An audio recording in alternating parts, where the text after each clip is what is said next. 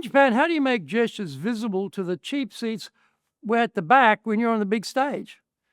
Definitely go for the pin mic so that your hands will be left free for gestures. In a 5,000 person hall, your normal gestures will just vanish.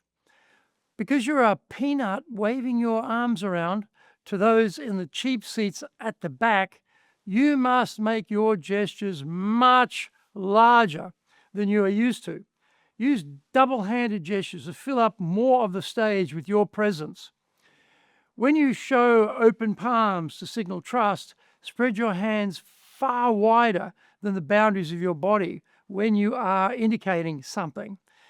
Raise your hand as high as possible above your head when you actually want to show measure to register distance.